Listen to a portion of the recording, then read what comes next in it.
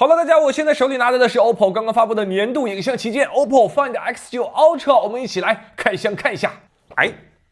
，1、2、3，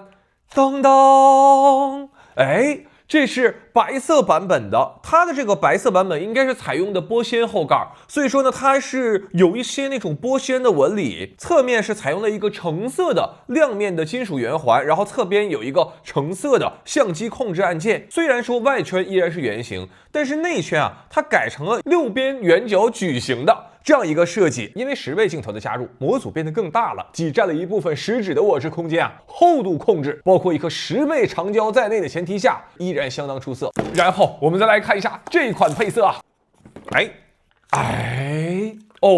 橙色版本它其实也是采用的玻璃纤维的后盖，它的这个纹理也是跟白色版本比较像啊，是这种画一条一条曲线的贯穿机身。那今年推出这款橙色，应该也是跟 iPhone 17 Pro 那个星宇橙，对吧？非常出圈有关。然后，好家伙，我们还拿到了 OPPO Find X9 Ultra 哈苏大地探索家大师套装。首先，这是什么？这里是一张当年登月的时候在月球用哈苏相机所拍摄的蔚蓝星球的照片。然后我们来看一下大地探索版套装里的 Find X9 Ultra 长什么样子啊？当当，非常好看。其实我已经之前使用了一段时间了，这个手机的外观设计啊，应该是致敬了哈苏相机大地探索版的那个外观，和之前白色和橙色那两款有一个最大的差别，就是把中间素皮部分呢隔断成2个部分。当你这样握持手机的时候，就好像拿着一台口袋哈苏一样。白色和橙色哈苏的 logo 啊，在镜头模组正中央。大地探索版这款取消了这个位置，那它转移到哪儿了呢？没错，它转移到了侧面，哈苏的 logo 会以这个方向来去呈现。我把安卓3款联名影像旗舰摆在这里，分别是徕卡、哈苏和蔡司，大家觉得哪一款设计你更喜欢呢？这是一个配件包，用来装增距镜的。这是今天的主角，这个还是蛮有分量的黑色和橙色，哇，这300毫米还挺大的这是一个遮光罩，这样就卡住了，这样一捏啊，很有象棋这种感觉。我们来看一下长什么样子，是把手柄和手机壳做在了一起。这个边框要更偏绿一些，这是台原版，有点偏绿的。这里有一个支架，日常不用增距镜的时候，我们就可以直接套一个普通的转接环，这里有哈苏的 logo， 这个就是转接增距镜的，这就是大地台原版连接300毫米等效增距镜之后的效果。对于摄影套装的变化，重量大幅减轻了，但是呢，新的镜头变大了。新款增距镜的卡口啊和前代是不通用的，就老机型用不了新款的300毫米增距镜，而新机型呢也用不了老款的200毫米增距镜。好了，大家，我现在正坐在长沙贺龙体育场啊，薛之谦万寿之王演唱会马上就要开始了，大家可以看一下我今天的位置是在我这个看台的倒数第2排。对于体育场演唱会来说呢，绝对就是比较远了。那么今天我要来测试一下Find X9 Ultra 新推出的300毫米增距镜，看演唱会到底表现如何。在测试增距镜之前，我们先来看一下 X9 Ultra 这次搭载了一枚10倍的光学变焦镜头。手机旗舰上一次搭载10倍镜头应该已经是3年前的三星了。那么 OPPO 这次采用更大的传感器10倍镜头，表现如何呢？大家看啊，这是我所在的位置，画面最中心的这个小白点儿就是薛之谦。那当我放大到10倍等效焦距240毫米的时候，大概就是这样一个视野。我这次的位置非常远啊，所以说我觉得山顶区的观众是完全可以作为参考的。如果放大画面看细节，大概是这个样子，是不是相当不错了？大家不要忘记我的位置在这里啊。虽然说和增距镜的画质呢还是有差距的，但自带的10倍镜头你不用额外花钱呢，而且更便携。最重要的就是在拍演唱会的时候，很多时候你想变换焦段拍摄全景，这个时候你必须得拆除增距镜啊，不然对主镜头是有遮挡的。而自带10倍镜头它的优势就是我可以在不同焦段之间任意切换。我必须要说啊，薛之谦这个万寿之王演唱会舞台做得太好了，有灯光，有影片，有剧情。那么如果我带上300毫米增距镜之后所拍摄的效果是怎样的呢？这就是300毫米之后的效果，超级清晰啊！然后我可以切换到30倍变焦，大概就是720毫米等效焦距吧，依然非常清晰。再切换到60倍变焦，依然非常能打。大家今天所看到的所有拍摄画面都是我使用手持完成拍摄，大家可以作为防抖进行一个参考。那么演唱会的终极之战，大家最想看的一定是 vivo X300 Ultra 400毫米增距镜对比 OPPO Find X9 Ultra 300毫米增距镜的对决啊！先给大家看一下，坐在我这个位置，300毫米和400毫米拍摄的画面视野。两款手机我都开启了舞台模式 ，vivo 压曝光会更多一些，它控制画面不过曝，去保持这种质感。OPPO 策略呢是和人眼的观感更加接近，色彩非常准，几乎我看到是什么样，拍出来就是什么样。这两种策略，大家更喜欢哪一种呢？同时，我放大画面看细节 ，vivo 400毫米焦距要更长，而 OPPO 呢，它的传感器尺寸要更大。放大到同样的画面啊，我觉得画质其实非常接近。OPPO 呢会降低算法的介入，画面细节更多，但是噪点也更多一些。vivo 呢噪点少一些，但是细节也少一些，也是两个不同的思路。在这里我看到网上有大家讨论啊，说去看演唱会的话，全程用手机举着，没有去用心用眼睛去感受，会不会浪费的这个演唱会过程？我结合自己这几次的经验，我感觉完全不会。真的，就大家不要过高的估计自己的记忆力啊。我觉得如果你要去看演唱会，不用手机拍摄的话，回家就忘了啊，可能都没到家就出门，可能路上就忘了。但是我用手机拍摄下来，我可以存在手机里，存在电脑里，反复的观看。这种观看和我随便在网上看一个演唱会切片是不一样的，因为那是你自己拍摄的，在你拍摄的过程中，有你和有歌手之间的那种互动，这我在网上看其他人拍摄演唱会所不具备的。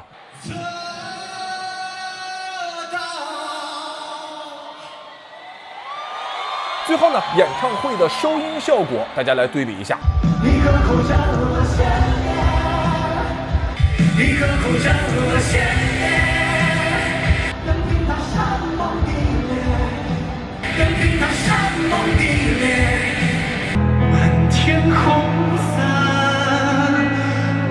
满天红伞，无人神话，无人神话。那么说完特定场景，我们来聊一聊10倍镜头的日常使用。这颗10倍镜头在日常望远拍照拍景的话，人站在这个位置，10倍拍出的就是这个效果。我拍人站在这个位置，拍出来就是这样一个效果。这一段大家可以看一下，左侧呢是使用3倍长焦去搭配200毫米增距镜，而右边是 X9 Ultra 的10倍镜头直出。我们对比看一下，看看背景的虚化，看看羽毛的这个精细程度。增距镜呢肯定还是要更清晰，毕竟它传感器大呀。但是你增距镜你需要额外花1000块购买，对不对？你拿出去的话也没有那么方便。而 X9 Ultra 这颗原生自带10倍镜头，所以这一点呢就看大家的取舍了。大家现在看到的这几段都是我使用10倍镜头直接所拍摄的视频，大家可以作为一个参考。这颗10倍镜头呢，它只是略弱于增距镜，但是如果你放在手机领域，那还是非常猛的。那么接下来进入今天视频的正题啊，今天呢关于 Find X9 Ultra 的影像评测，我会从人像、焦段、像素和哈苏这4个部分来分享我的使用感受。影像的第一部分，人像。大家跟随我的脚步，一路向西啊，来到海拔4300米的香格里拉迪庆藏族自治州，一起来拍摄美丽的小姐姐。在美颜算法上 ，X9 Ultra 从使用了很多年的经典美颜百分比模式，升级成了现在的原生加经典2个选项这样一种模式。OPPO 首先优化了人像的3要素啊，要素1、要素2。和要素3。其次，新增加的原生人像美颜算法，最核心的其实就是要保留你皮肤的这些细节特征。我把同一个模特的直出、原生和经典3种模式放在这里，给大家做一个参考。你更喜欢哪一个呢？我们再看一下这个小姐姐模特啊，无美颜。我拍摄的时候一直喘粗气，这是因为高原氧气稀薄啊，不是因为我情绪太激动，所以大家不要误会啊。从左到右分别是直出、原生和经典，我也分别放大给大家看一下面部细节。今天视频的第2部分，我们聊一聊焦段啊。Find X9 Ultra 号称拥有7个光学画质的焦段，也就是说超广角主镜头、3倍镜头和10倍镜头，这是4颗镜头焦段。除此之外，这款手机同时还拥有2倍、6倍和20倍的光学画质拍摄能力，也就是说在那个传感器中心部分去裁切一部分，依然可以实现光学画质的拍摄。那么我要来帮大家来实际测看了，拍照和视频这2个场景，3倍镜头传感器中心裁切出一个6倍光学画质，是不是简单的放大呢？我们先看拍照啊，同一个距离，同一颗镜头，3倍镜头我拍一张，然后6倍焦段拍一张，大家可以看一下画面细节的对比啊。6倍焦段的清晰度其实是要远高于3倍画面放大的，对不对？所以这个真的是一个光学画质的体现。我们再看一看视频啊，同时拍摄一朵小花。大家能看出这个叶子脉络的清晰度差异吗？这也是同一颗镜头2个焦段所拍摄出来的视频。那么我相信很多 X8 Ultra 的用户就要问了 ，X8 Ultra 上这颗6倍镜头是一个实体的光学镜头，而 X9 Ultra 上这颗的6倍光学焦段和6倍光学镜头相比，它们2个差别多少呢？请看 VCR， 左侧是 X8， 右侧是 X9， 几乎相同的画面细节，所以说大家真的不用再怀念 X8 上那一颗6倍镜头了。测完6倍镜头，我再来测试一下20倍焦段啊，使用10倍拍一张，然后再使用20倍拍一张，同样一个距离，同样一颗镜头，我们放大看细节。20倍的发丝确实是要比10倍更加清晰啊，但是相比于3倍镜头在6倍焦段下那个光学画质的提升，10倍到20倍的提升，我觉得就没有那么明显了。那么今天视频的第3部分，我们来聊一聊 Find X9 Ultra 它影像系统的另一个卖点——超高像素。这次主摄和长焦都是支持2亿像素的拍照。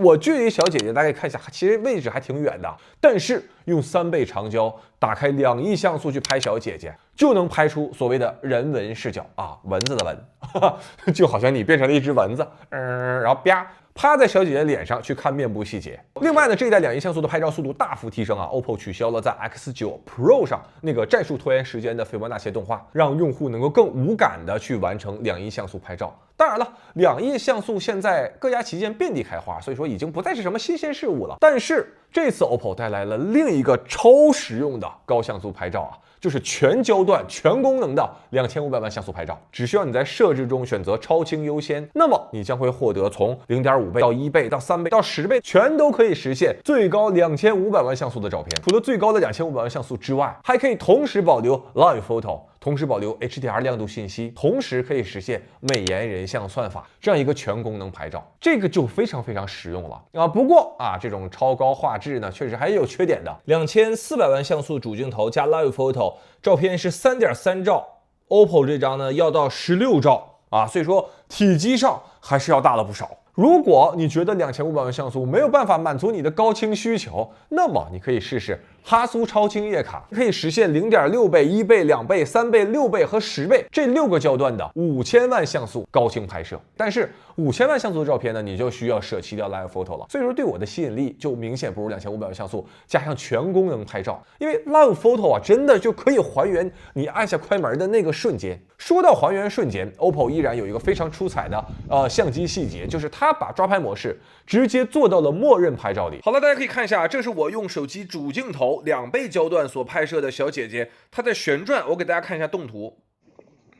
能看到吗？它是在旋转的状态，然后我就用默认模式拍照的，没有任何调整，就能够很清晰的去抓拍到这个瞬间。这个是使用长焦3倍镜头所拍摄的。然后同样啊，我现在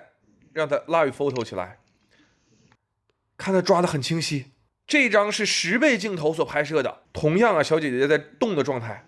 是不是很清晰？包括它这个帽子上的毛毛，你不需要切换到什么运动模式，你随手拿起手机，随手按下快门，就能记录下小姐姐这种大衣飘起的瞬间，非常清晰。那说完像素和焦段，在这里我快速插播一下视频录制的5个升级啊。这次视频升级还挺明显的。首先，超广角视频它的视野明显变大了，就室内录制非常友好。第二，单狭原色镜头这次升级到第2代，终于支持在视频状态下工作了。我对比一下前代Find X8 Ultra 的视频录制，大家可以看一下这个人物的肤色明显变得更通透了，去除掉的那种奇奇怪怪的黄色，在室内和这种暖光灯下去对比 iPhone 啊，对于白色盘子的还原，大家可以看到吗？或者这种黄色啊、金色的还原，还是要更接近人眼。iPhone 呢，还是要更接近那个物体本身的颜色。第三，那对比目前最强的 iPhone 视频拍摄，小姐姐的肤色大家可以看一下，我肉眼确定了就是应该偏白色的，但是呢 ，iPhone 对于皮肤的光影塑造，我觉得要更加立体。相比之下，大家可以看到 OPPO 的这个面部光影细节很多啊，人物的肤色也很真实，但是呢，就有一点扁平。第四，这一次支持了10比特 4K 120帧 log 视频录制啊，用户可以自己导入 LUT 来进行画面监看。我试着导入那 iPhone 的 Apple Log 2，那个 LUT 我发现颜色也蛮好看的。另外120帧可以实现5倍慢放，和目前安卓顶级旗舰的视频能力拉齐了。第五，录制视频的时候多焦段切换效果明显提升，大家可以看一下。虽然说它没有 iPhone 那么丝滑平顺啊，但是这应该是我测试过的安卓机型里非常非常出色的了。这些小细节我觉得不是那种巨大的卖点，但是是可以很好提升用户使用体验感受的。那么今天视频Find X9 Ultra 影像的最后一部分，我们来聊一聊哈苏。除了我刚才提到的那个哈苏超清夜卡2.1像素模式4K Live 模式和全焦段5000万像素高清模式之外，这一次的大师模式拍照夜卡给我留下了非常深的印象。大师模式一直以来我用的比较少，它给我一种就是很专业、很复杂的印象。一想到有好多参数要调整，就让我有一种巨大的距离感这次拍摄给我的一个最大改变，可能是原来大师模式我不用调节任何参数，直接拍也能拍摄出一张很好看的照片。大家看一下，这是普通模式拍照的照片，而这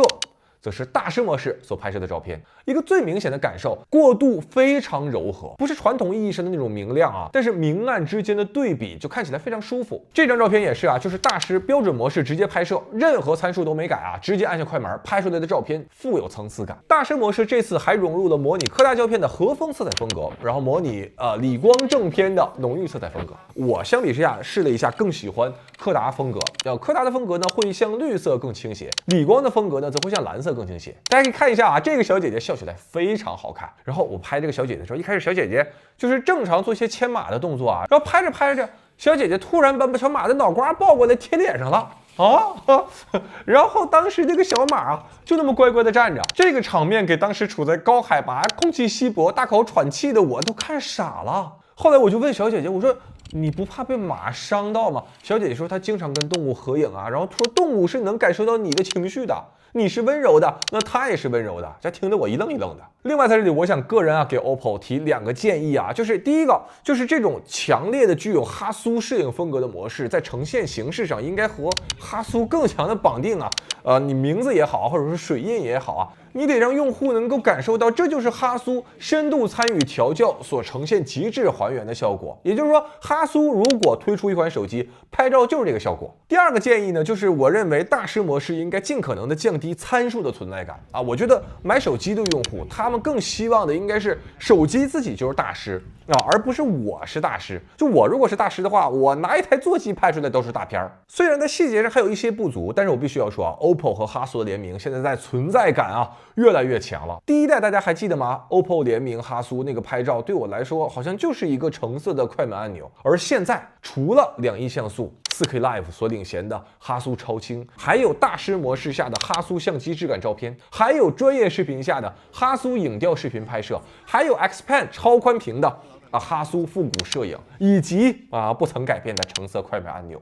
这一系列元素组合在一起，才能够感觉到哈苏和 Find X9 Ultra 的深度整合。以上就是 Find X9 Ultra 影像部分的全部评测了。几代 Ultra 体验下来我觉得 OPPO 目前做影像的思路其实和苹果特别像，就是从最常见的场景切入，把最基础的体验做扎实，从短期的宣传噱头向长期的用户口碑所转移，不单纯的堆砌硬件，而是把功能和体验做平衡。那这个过程中肯定会有取舍，但是最终希望实现的就是不只是专业用户能够用这款手机，普通用户用这款手机同样觉得很友好。而在以上之外，和苹果不同之处则在于 OPPO 它更贴近国内的市场，它更了解国内的用户，所以我们看到有更贴近国内用户使用习惯的美颜算法，所以我们看到有更贴近这几年国内流行起来演唱会的10倍长焦镜头，当然也有更容易通过监管的 ColorOS 小步 AI， 就是一款有着 iPhone 气质，但又完成了很多 iPhone 所无法实现功能的影像旗舰，这是我对 Find X9 Ultra 的最深感受。好了，以上呢就是本期视频的全部内容，希望这期视频能给大家提供有价值的参考。我是周文泽，我们下个视频再见。